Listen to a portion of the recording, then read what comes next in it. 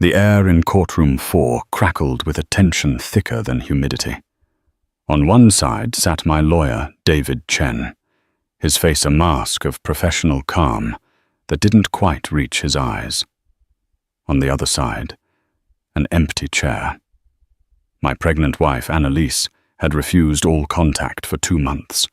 No calls, no mediation, no legal representation. Then this morning a courier delivered a single brown paper-wrapped box to the courthouse. The tag bore my name, Liam O'Connell, and a chilling instruction in Annalise's elegant script to be opened in front of the judge. It wasn't a legal filing, it was a time bomb.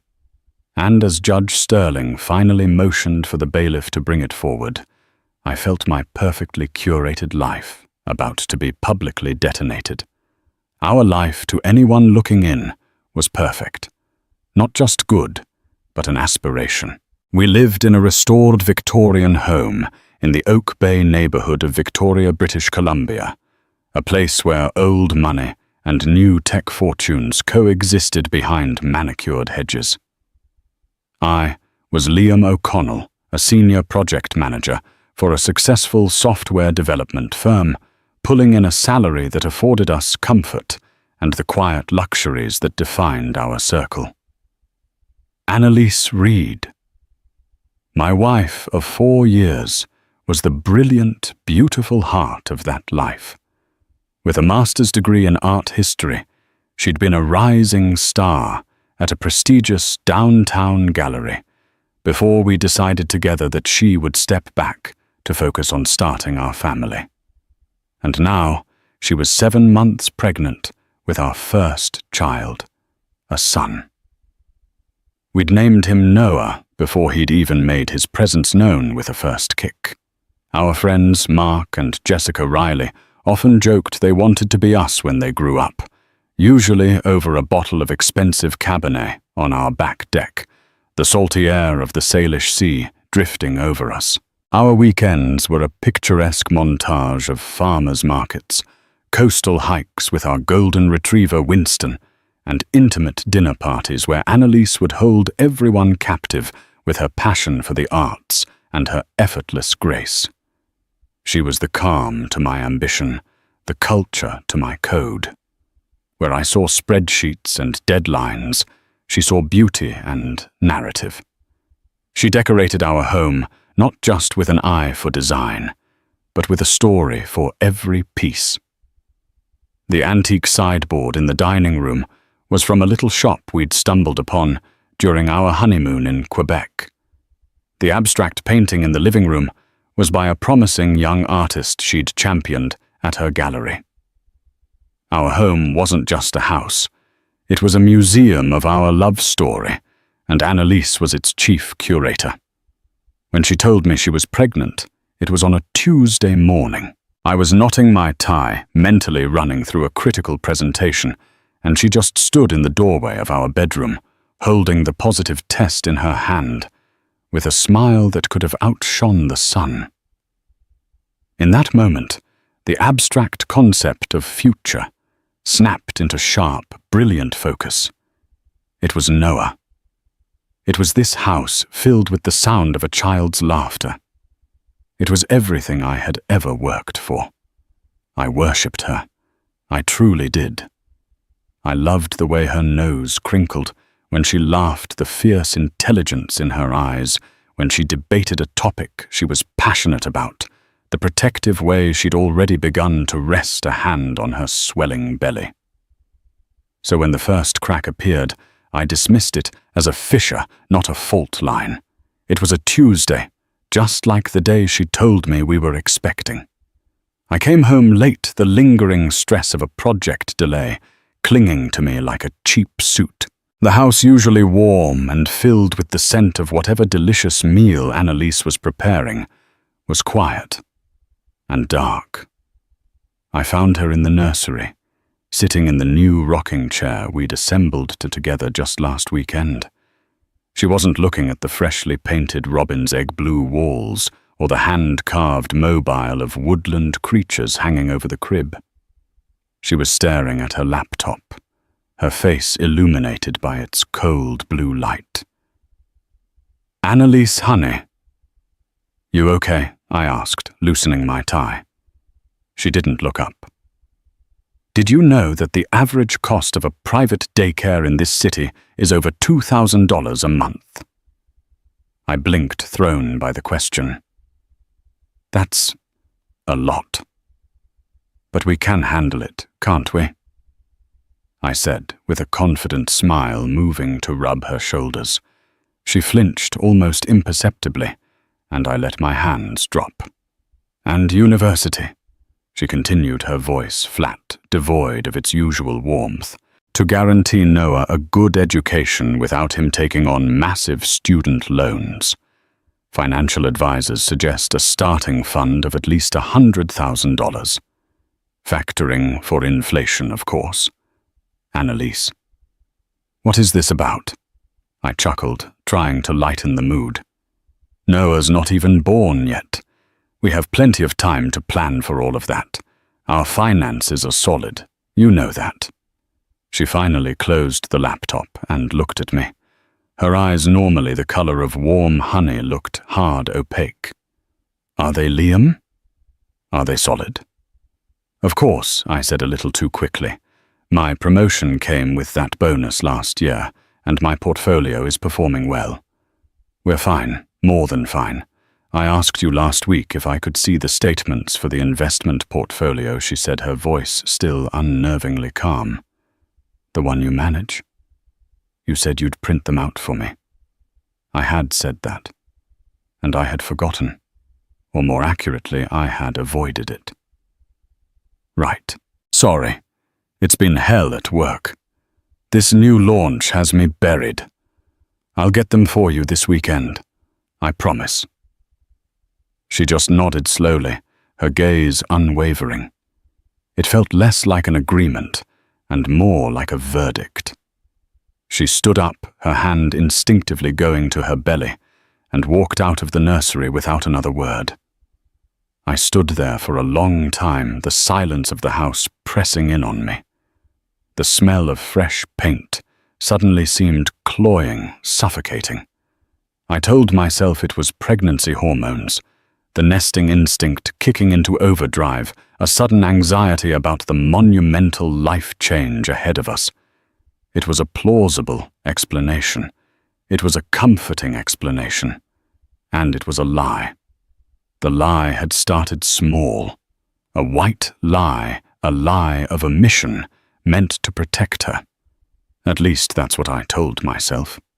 It began a year ago with a guaranteed investment opportunity pitched by a charismatic former colleague, Ethan. It wasn't just stocks. It was a revolutionary tech startup, a game changer. Ethan spoke of IPOs and multi-million-dollar buyouts with such unshakable confidence that it felt like a sure thing. The potential returns were staggering enough to secure not just Noah's future, but the future of our grandchildren. So I moved some money, a significant amount from the portfolio I managed for us. I didn't tell Annalise. Why worry her with the details? I'd surprise her when the investment matured, a grand gesture to show her how much I cared, how I was always planning for our security. But the startup faltered. The projected launch dates came and went. The confident updates from Ethan became more sporadic, more defensive. The money was gone. Panicked, I tried to recoup the loss. I made another investment, this one riskier. I leveraged our assets. I fell deeper into the hole, all the while maintaining the facade of our perfect, financially secure life. Every time Annalise asked about our finances, a cold knot of dread would tighten in my stomach. I'd show her the healthy statements from our main accounts, conveniently omitting the cratering losses from the separate investment account I'd set up. I was running a marathon of deceit, and I was getting tired. The week after the tense conversation in the nursery was a masterclass in avoidance. I bought her a beautiful, expensive maternity dress she'd admired, hoping the gesture would paper over the cracks. I booked a prenatal massage for her at a luxury spa. I was attentive, complimentary, and unfailingly cheerful. She accepted the gifts and the gestures with a quiet, unnerving politeness. The warmth was gone. She moved through our beautiful home like a ghost, her smile never quite reaching her eyes. The explosion happened on a Saturday. I was in my home office, frantically trying to track down Ethan, whose phone now went straight to voicemail. Annalise appeared at the door, holding a piece of mail. It was a registered letter. "This came for you," she said. "It's from a company called Viridian Holdings." My blood ran cold. Viridian Holdings was the shell corporation for the second disastrous investment. It was a final notice of default. "It's nothing," I said, snatching it from her hand. "Just junk mail." "It was registered mail, Liam. You had to sign for it." I saw the postman. Her voice was dangerously quiet. "I want to see it." "Annalise, it's business stuff. It's complicated and boring. You don't need to worry about it." "Worry me?" she said, her chin jutting out with that familiar stubbornness I once found so endearing. "Show me the letter." "No," I said, my voice sharper than I intended. "It's my business. Just drop it." The look on her face shifted from suspicion to a deep, profound hurt. "Your business? I thought we were a family. I thought this was our life, our future. The one I gave up my career for. The one I'm carrying our son into." The argument escalated quickly, fueled by my panic and her rising sense of betrayal. Voices were raised. The carefully constructed walls of our perfect life began to crumble. "Why won't you just be straight with me?" she cried, tears finally streaming down her face. "What are you hiding, Liam? I am protecting you," I yelled back, the words tasting like ash in my mouth. "I handle the finances. That's how it works. You don't need the stress of this right now." "The stress?" She laughed, a bitter, broken sound. "The stress is living with a man. I suddenly feel like I don't even know. The stress is being lied to." She turned and walked out of the office. I heard her go upstairs, the sound of drawers opening and closing. I collapsed into my office chair, my head in my hands. The threatening letter from Viridian Holdings crumpled in my fist. I thought I'd let her cool off. I'd go up in an hour, apologize, and finally come clean. I'd explain everything, how I'd only been trying to build a better future for us, how I'd fix it. But when I went upstairs an hour later, the house was silent again. A suitcase was missing from the top of our wardrobe. Her toiletries were gone from the bathroom. Her car keys were no longer in the bowl by the door. Her car was gone. She had left. The first 48 hours were a blur of frantic calls and texts, all unanswered. I called her mother, who informed me in a voice dripping with ice that Annalise was safe but would not be speaking to me. I called Mark and Jessica, but they hadn't heard from her. Panic gave way to a simmering anger. How could she do this? She was 7 months pregnant. She was emotional. She was overreacting. I was the victim here, misunderstood and abandoned. A week later, a courier delivered an envelope to my office. Inside, there were no tearful letters, no demands for an explanation. Just cold, hard legal documents. She had filed for divorce.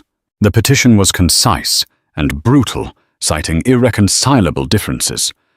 The final page was a motion to be filed with the court, requesting the immediate and exclusive use of our home. Her reasoning was stark as a pregnant woman nearing her 3rd trimester. With no independent income, she required stable housing. My anger morphed into sheer disbelief. My home. The home I paid for. This wasn't the Annalise I knew. The sensitive, art-loving woman I married had been replaced by a cold, calculating stranger. I immediately called the top-rated family law attorney in Victoria, a shark named David Chen. During our first meeting, I laid out my version of the story.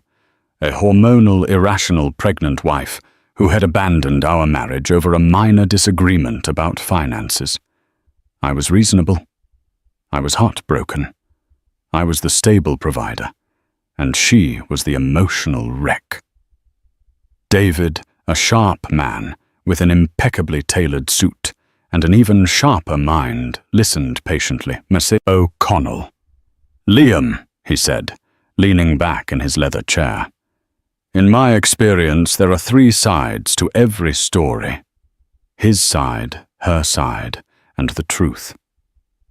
You've given me your side. We've received nothing from hers. No lawyer has contacted us. No counter-petitions have been filed. She's gone completely silent." "So what does that mean?" I asked. "It means she's either going to come back to her senses and drop this whole thing," David said, "or she's building a case.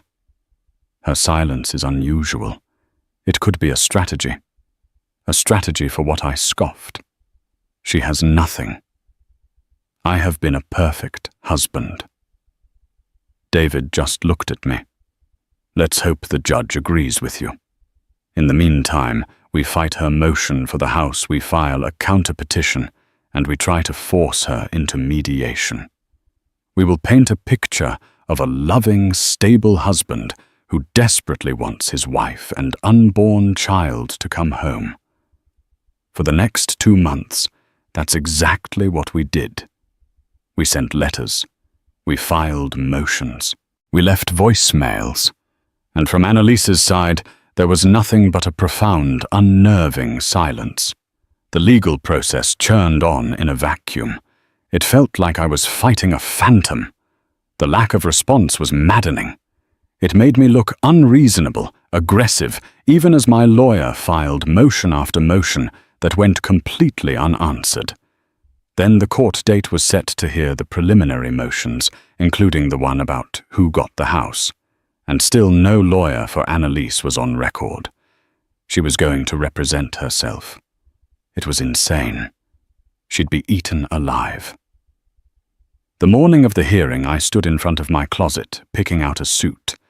I chose a conservative navy blue, a responsible husband suit. I felt a surge of confidence. The judge would see a composed, successful man and would likely order Annalise, the runaway pregnant wife, into mandatory mediation. We'd sort this out. She'd see reason. That's when the doorbell rang. It was a court courier. He handed me a small box about the size of a shoebox, wrapped in simple brown paper. My name was on the tag, and below it, the instruction that made the blood drain from my face to be opened in front of the judge. It was from her. It was the first communication I'd had from my wife in 2 months, and it wasn't a letter. It wasn't a legal document. It was a package, a mystery box, a Trojan horse delivered right to my doorstep on the morning of our reckoning. The box sat on the passenger seat of my car on the way to the courthouse, an inert, brown paper-wrapped threat. I didn't touch it. I barely looked at it. It felt radioactive, humming with a malevolent energy that filled the small space of my BMW. What was inside? What game was Annalise playing? I met David Chen on the courthouse steps, holding the box like it was a venomous snake. His usual professional composure evaporated the moment he saw it, and read the tag. "Good God," he murmured, taking it from me and testing its weight. It wasn't heavy. A few pounds at most. This is irregular. Highly irregular. What is it, David? What's her play? I demanded, my voice tight with anxiety. I don't know, he admitted. His eyes narrowed in thought as we walked through the marble-floored lobby. It's a tactic, a theatrical one. She's bypassing discovery, avoiding the normal legal channels. She wants to create a moment of high drama in the courtroom. She's counting on the element of surprise. We passed through security, the box sliding through the X-ray scanner without incident. No weapons, at least. Just something. Surprise me with what I hissed as we found a quiet corner. Our wedding album, a copy of What to Expect When You're Expecting. She has nothing on me, David. Our life was perfect. Nobody's life is perfect, Liam. David said, his tone sobering. Think. Is there anything she could have found? Any old emails, text messages you thought you deleted? Any indiscretions? He looked at me pointedly. No. Absolutely not, I said with complete honesty on that front. I had never cheated on Annalise. My betrayal was financial, not physical, and I was certain I had covered my tracks perfectly. The secret investment accounts were paperless, the emails from Ethan sent to a private address. There was no way she could have untangled that web. Okay, David said, taking a deep breath. Then we stick to the plan. We object to this exhibit. It's procedurally improper. The judge will likely agree. It won't even be opened. We portray it as a desperate, hysterical stunt by an unstable individual. We remain the calm, reasonable party here. His confidence was a temporary balm on my frayed nerves. He was the expert. He knew the rules.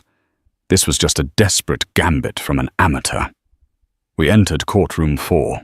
It was a modern, soulless room, with wood veneer paneling and fluorescent lighting. It felt cold, sterile. We took our place at the plaintiff's table. I scanned the room, my heart hammering against my ribs. The gallery was mostly empty, save for a few law students and other lawyers waiting for their turn. And then she walked in. It was the first time I had seen her in 2 months. Pregnancy had transformed her. Her belly was prominent now, a perfect round globe she carried with a new, deliberate grace. She wore a simple, dark blue maternity dress, her hair pulled back in a severe bun. She looked pale, tired, but also resolute. The soft, romantic woman I knew was gone, replaced by a soldier marching into battle. Our eyes met across the room. I tried to convey a look of pained longing, of confusion, of a husband desperate for answers. Her expression was utterly blank. It was like looking at a stranger. She didn't offer a flicker of recognition, of hurt, of anger. There was just nothing. It was the most chilling thing I had ever experienced. She took her seat at the defendant's table, alone. No lawyer, no file folders, no briefcase. Just her purse and her stoic silence. The clerk called the court to order, and Judge Elizabeth Sterling entered. She was a no-nonsense woman in her late 50s, with sharp eyes and a reputation for cutting through legal theatrics. I felt a surge of hope. She would not be impressed by Annalise's little stunt. We are here to hear preliminary motions in the matter of O'Connell versus O'Connell Judge Sterling, began her voice crisp. Mr. Chen, you have filed a motion to compel mediation and a counter-petition to the defendant's request for exclusive use of the marital home. Is that correct? Yes, Your Honor, David said, rising to his feet. My client, Mr. O'Connell, is here today, hoping for a reasonable path toward reconciliation. He is deeply concerned for the well-being of his wife and their unborn child.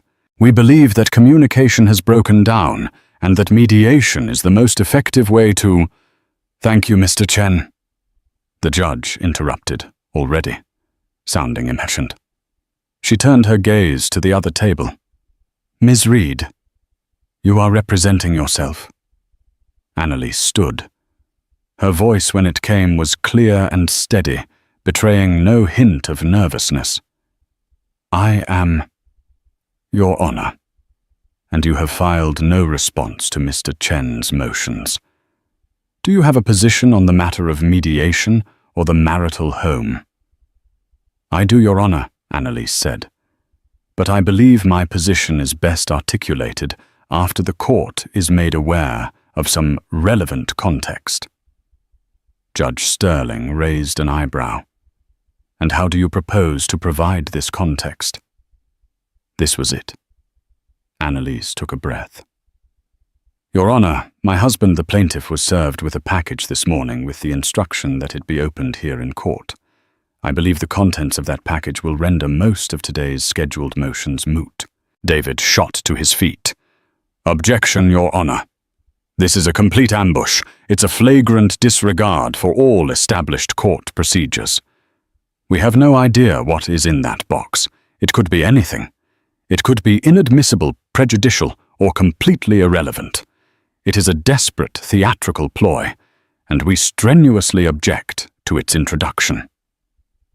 Judge Sterling looked from David's indignant face to Annalise's calm one. Ms. Reed. A response to that objection. The contents are not evidence in the traditional sense. Your Honor, Annalise said carefully, they are not intended to prove a specific point of contention in the divorce filing itself. They are intended to provide the court with a foundational understanding of the circumstances that led to my departure from the marital home and my subsequent silence. It is, as you said, context. I believe it speaks directly to the questions of stability, communication, and good faith that Mr. Chen has raised. The judge leaned forward, her sharp eyes fixed on Annalise. It was clear she was intrigued. The calculated, intelligent words from the supposedly hysterical wife did not match the picture David had been painting. You are making a very unusual request, Ms. Reed.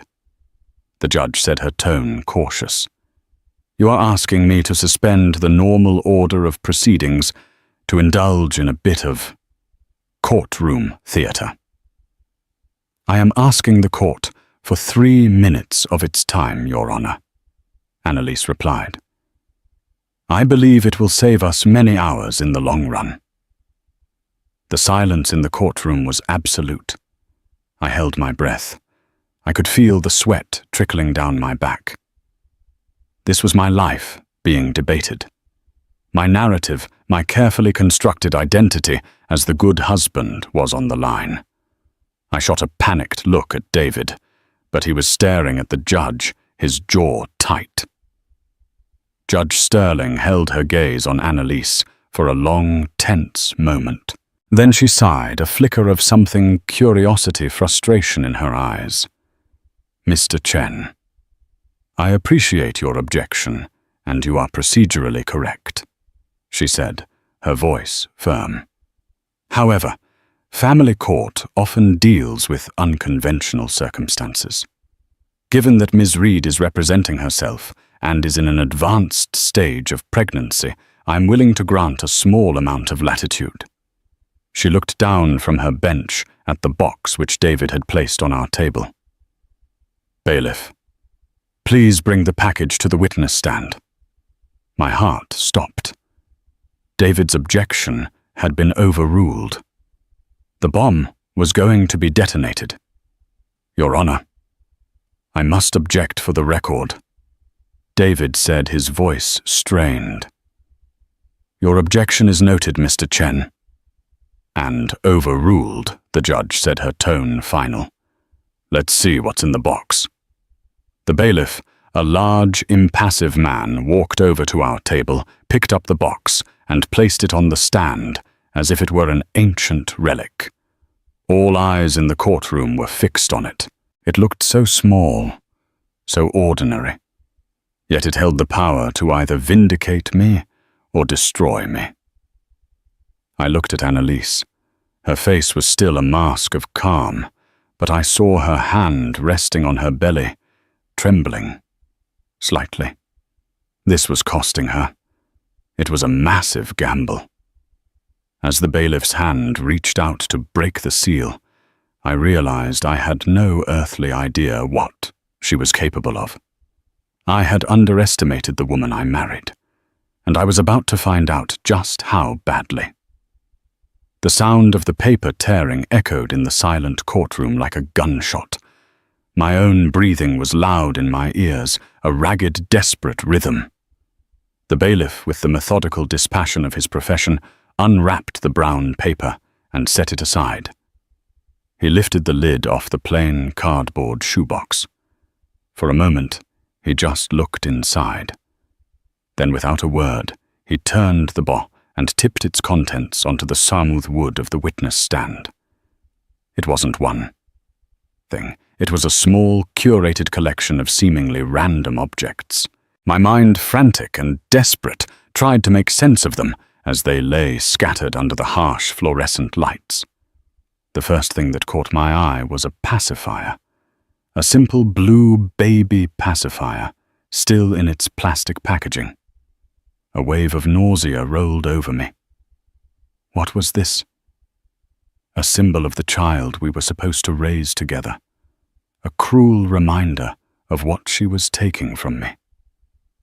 Next to it lay a small leather-bound book. I recognized it instantly.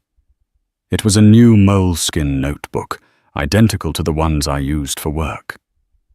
But this one wasn't for work.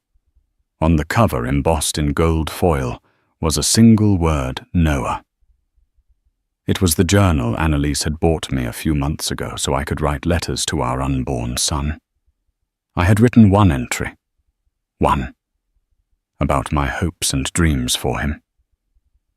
The rest of the pages were blank. Then there was a stack of papers held together by a simple binder clip. From my seat I could see they were bank statements. But they weren't the doctored, edited ones I had shown Annalise. They were the real ones. The statements for the secret investment account I had opened with Viridian Holdings. I could see the massive initial transfer from our joint savings.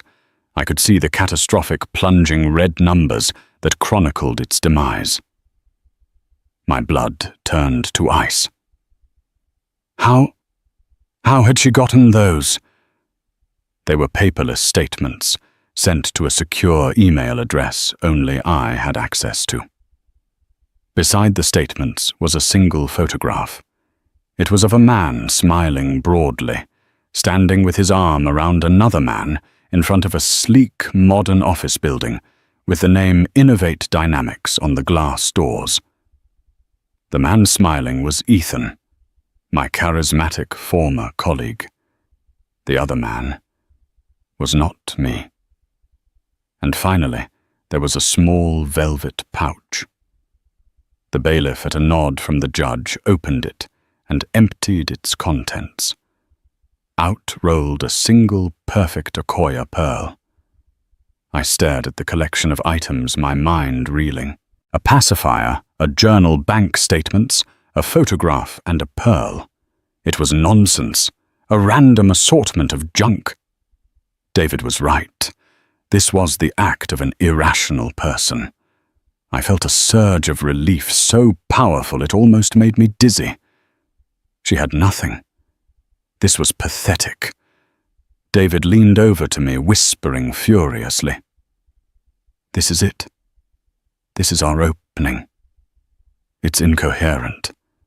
She's lost her mind. Let her talk. Let her dig her own grave." Judge Sterling stared at the items on the stand for a long time, her expression unreadable. She looked less like a judge and more like an art critic examining a bizarre installation. Finally, she looked at Annalise. "Ms. Reed," she said, her voice laced with a dangerous calm. "This is your context." "It is your honor," Annalise said. She stood up, and for the first time she walked slowly towards the witness stand. Her hand resting on her belly, as if to draw strength from the life within it. She stood beside the scattered items, a curator ready to explain her exhibition. "Your Honor," she began, her voice resonating with a quiet power that commanded the attention of everyone in the room. "Mr. Chen has painted a picture of me as an emotional, unstable woman who fled a loving marriage for no reason. He speaks of my husband's desire for reconciliation. These items are my response." She picked up the pacifier. "This is a pacifier for my son, Noah," she said, holding it up. "It cost $3.99 at the pharmacy. For the past 3 months, as I have been living with my mother, I have been buying things like this. Diapers, onesies, wipes, small things. Because while my husband speaks of providing for his family, he was systematically eliminating our ability to afford even the most basic necessities for our child." She then pointed to the stack of bank statements. "These are the statements from an account with Viridian Holdings, an account my husband opened, without my knowledge, using $150,000 from our joint savings money we had earmarked for this baby for our future. He told me it was in a low-risk mutual fund. As you can see from the statements, he invested it all in a single, high-risk tech venture that has gone bankrupt. The money is gone, all of it."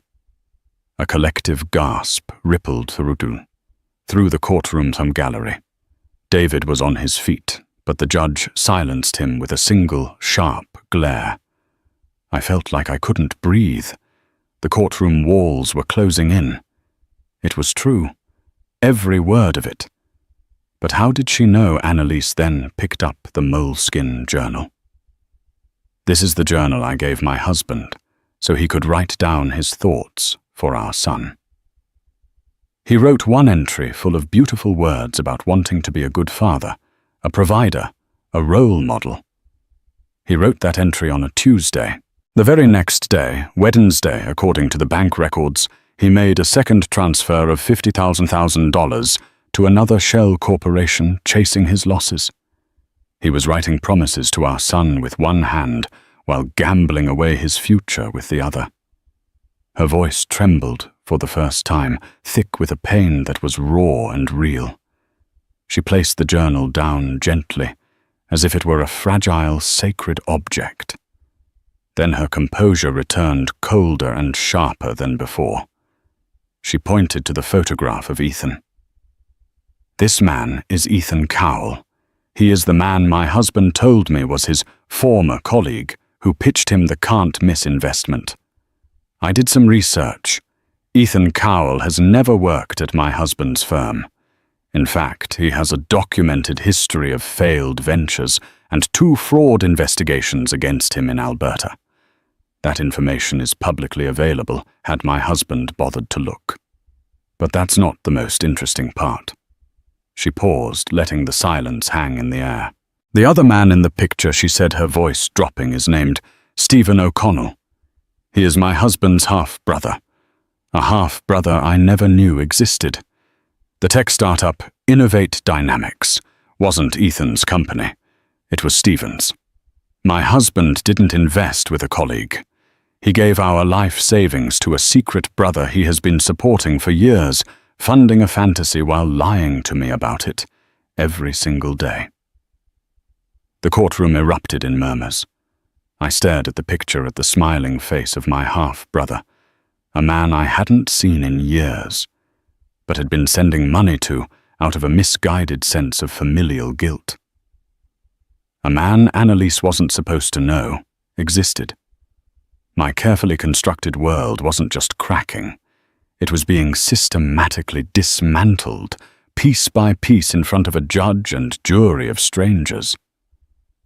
Finally, Annalise looked at the single shimmering pearl lying on the wood.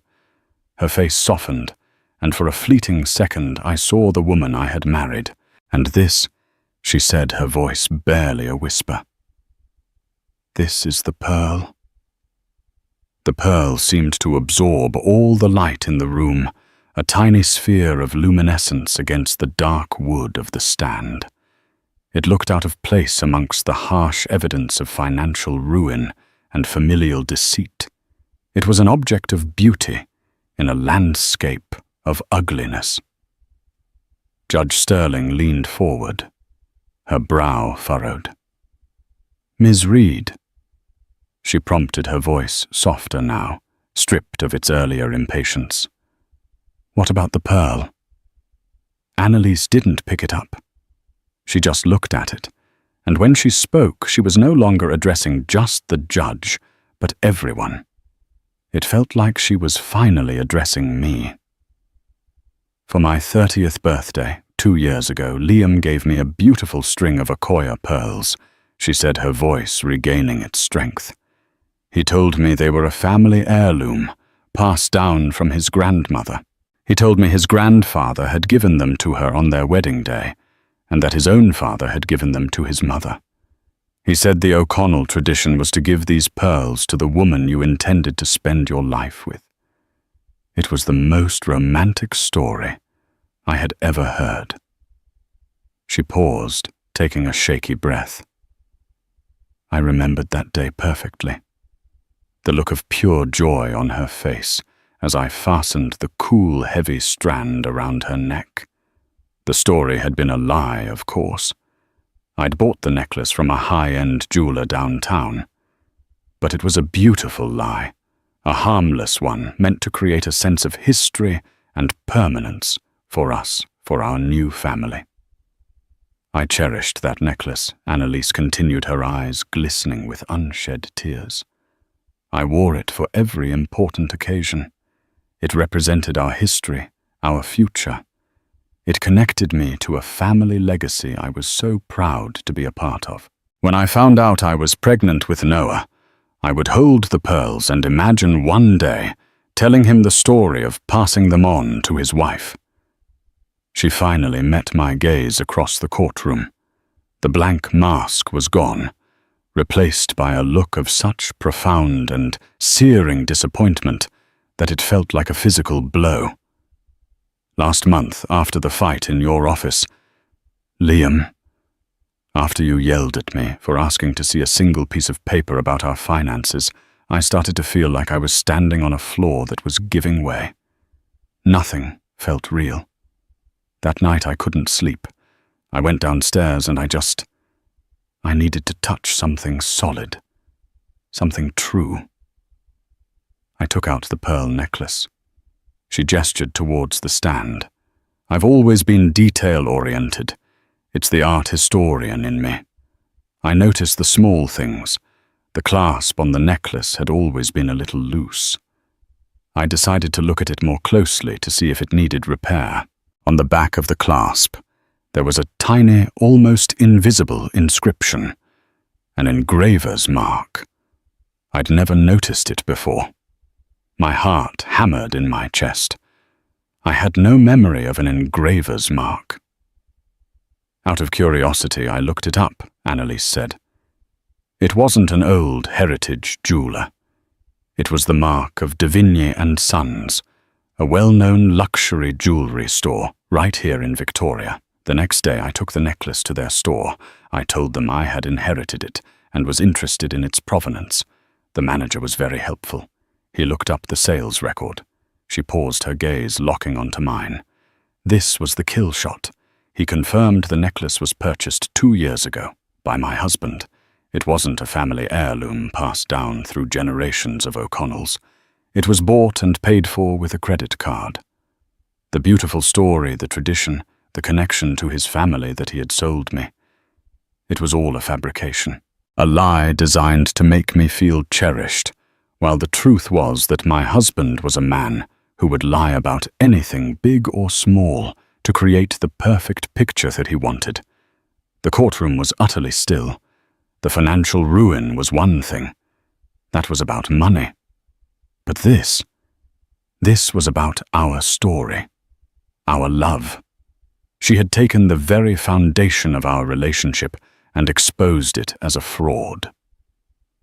That night, Annalise's voice dropped to a near whisper. I realized that if the pearls were a lie, everything could be a lie. If the story of our past was a fabrication, what did that say about the future he was promising me, promising our son? So I started digging. The final pieces of the puzzle clicked into place with horrifying clarity. It started with the computer in his home office. He always used the same password for everything. Our anniversary. Ironic, isn't it? A bitter smile touched her lips. It took me less than an hour to find the private email account, to find the emails from Ethan Cowell and the ones from his brother Stephen, to find the links to the e-statements from Viridian Holdings. It was all there. A whole secret life, a whole secret family, a whole secret financial catastrophe. She looked directly at the judge. Your Honor, that is my context. That is why I left the marital home. I didn't flee because of a hormonal whim. I fled because I discovered I was married to a stranger, a man who built our entire life on a foundation of lies, and that is why I remained silent. She continued, her voice ringing with conviction. I knew if I confronted him, he would lie more. He would charm and manipulate and gaslight me just as he had for years. He would hire an expensive lawyer like Mr. Chen to paint me as crazy and irrational. So I did the only thing I could think of. I left, and I gathered the truth. Not allegations, not accusations. The simple, physical, undeniable truth. She gestured to the items on the stand. The pacifier, the journal, the statements, the photo, the pearl. This box is not a legal filing, Your Honor. It's a story. The story of a good husband. The pacifier he couldn't afford. The journal of promises he couldn't keep. The savings he gambled away. The secret family he funded with our money, and the beautiful lie he told me to win my heart. She finally turned and looked squarely at me. All pretense gone, her face a mask of cold, righteous fury. I sent no lawyer because the truth doesn't need a lawyer. I sent no statement because the evidence speaks for itself. I asked for this to be opened in front of you, Judge, because I wanted you to see the man I was married to, not the fiction he and his lawyer were prepared to sell you. She rested her case. She had said her piece. She walked back to her table, sat down, and placed a protective hand over her son. Her work was done. I looked at David. His face was pale. His professional mask shattered. He was staring at the witness stand, at the 5 simple items that had just dismantled his entire case and my entire life. He opened his mouth to speak, to object, to say something, but no words came out. What could he say?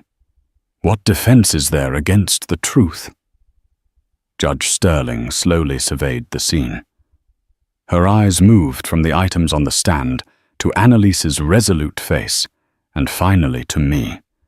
Her expression was one of utter contempt. Mr. O'Connell, she said, her voice like chipping ice.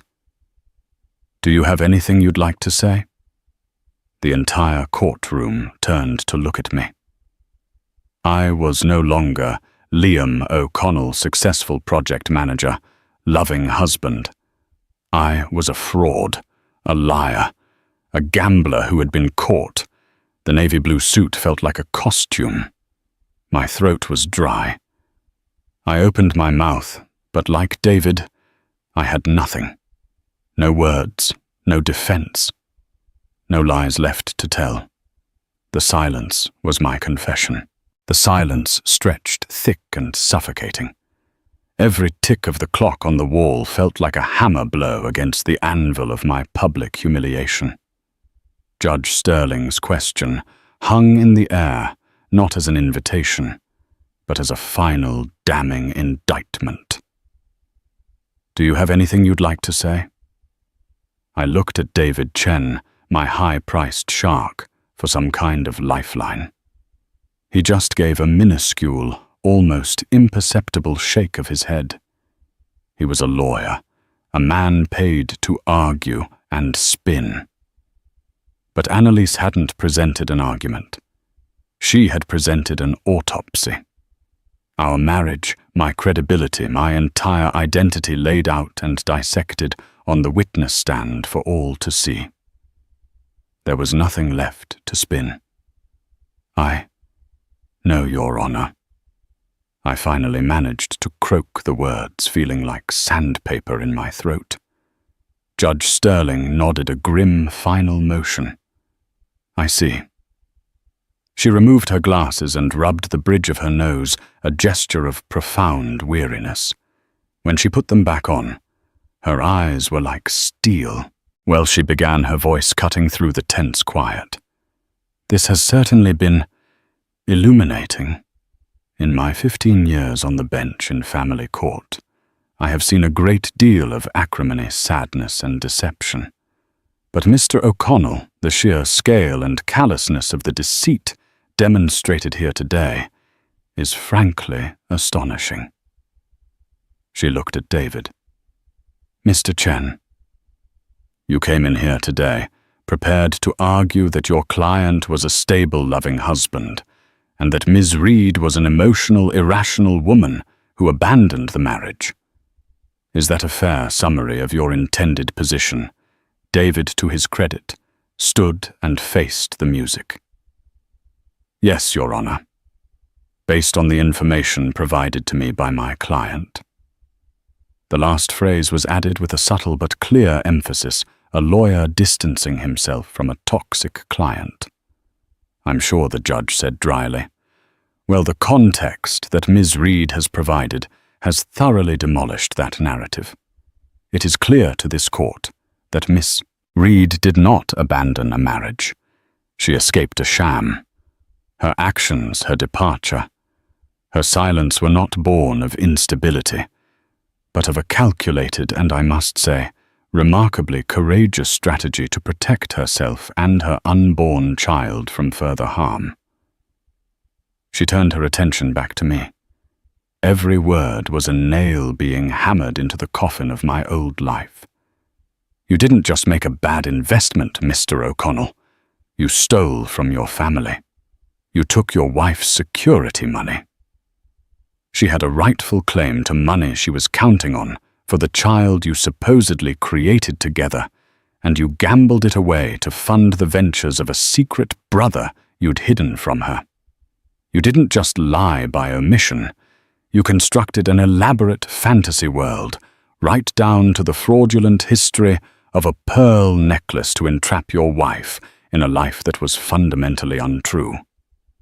Your motion to compel mediation," she scoffed, "denied. There is nothing to mediate here. There is no trust left to rebuild.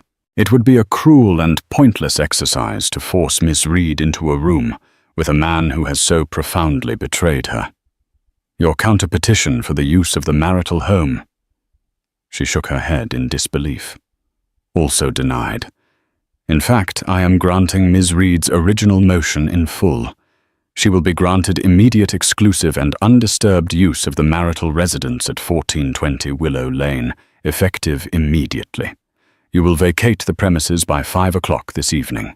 You may be escorted by a police officer to retrieve your personal belongings, and nothing more." I flinched as if struck. My house, my home, gone in a single sentence. Furthermore, the judge continued, her voice growing colder still.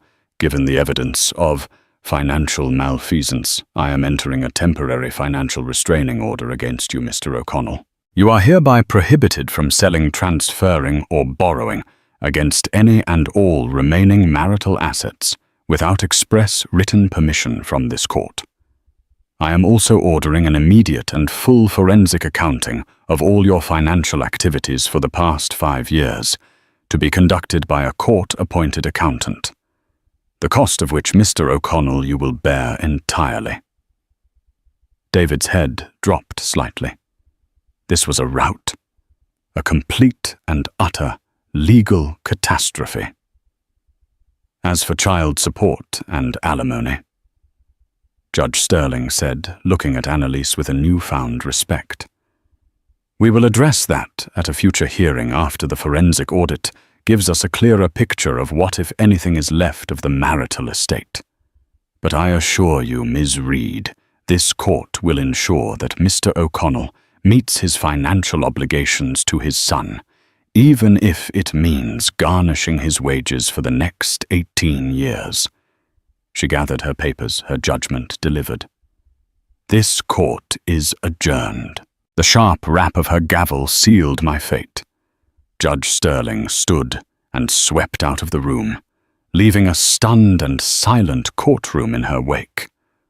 For a moment, nobody moved. The spell was broken by the sound of David Chen snapping his briefcase shut. He turned to me, his face a mixture of professional fury and personal disgust. "You have until 5 o'clock to get out of your house, Liam," he said, his voice low and venomous. "I'll have an associate meet you there with a copy of the order to ensure you don't violate it. My office will be in touch about the bill for my services today. And let me be clear, you will need to find new counsel. My firm will be filing a motion to withdraw as your representation. We do not represent clients who deliberately mislead us and make a mockery of us in open court. You have comprehensively ruined your own life. Don't expect me to stick around for the funeral." He turned and walked away without a backward glance, leaving me utterly alone at the plaintiff's table. Across the room, Annalise was slowly gathering her things. She put her purse over her shoulder and stood up, her movements slow and deliberate. As she turned to leave, her path took her past my table. I don't know what I expected. A look of triumph, a final cutting remark. Instead, she just paused for a brief second. She didn't look at me. She looked at the empty space beside me where my lawyer had been.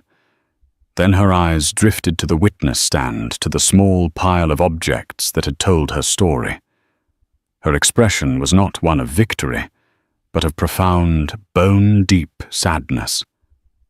It was the look of someone who had been forced to burn down her own home to save herself from the man inside. And then she was gone. I sat there in the empty courtroom for what felt like an hour, but was probably only a few minutes. The bailiff eventually came over. "Sir," he said not unkindly, "you have to leave." I stood up on unsteady legs. I walked out of the courtroom past the gallery of strangers who had just witnessed my complete immolation and into the harsh, indifferent light of the afternoon. My phone buzzed in my pocket. It was a message from my boss. "Need to see you in my office. Now." The news had traveled fast. I thought about the box, the pacifier, the journal, the statements, the photo, the pearl. It wasn't just a box of things. It was a perfectly constructed narrative. Annalise, the quiet, sensitive art historian, had curated her final exhibition, and the subject had been me. It was a masterpiece of storytelling, and it had destroyed me more completely than any legal argument ever could. That day in court wasn't just the end of my marriage. It was the end of the life I knew. The story of the box, the pregnant wife who sent no lawyer, spread like wildfire through our social and professional circles. I lost my house, my job, and the respect of everyone I knew. Annalise, on the other hand, became a quiet legend, a woman who refused to be a victim, who used her intelligence and pain to forge her own justice. She gave birth to Noah 2 months later, and through the court-ordered sale of our assets, she built a new, honest life for them both. The story serves as a chilling reminder that the truth, when packaged correctly, is the most powerful weapon of all. It doesn't need a loud voice or an expensive suit. Sometimes it just needs to be opened in front of a judge. Thank you for listening to this real-life drama. The story of Liam and Annalise is a powerful lesson in betrayal strategy and the devastating power of the hidden truth. If you were moved or shocked by this story, please hit that like button and share it with someone who appreciates a story that's stranger than fiction. What did you think of Annalise's tactic? Was it genius or did she go too far? Let us know in the comments below. And for more gripping stories of family drama and courtroom showdowns, make sure you subscribe to our channel and turn on notifications. You won't want to miss what we have in store.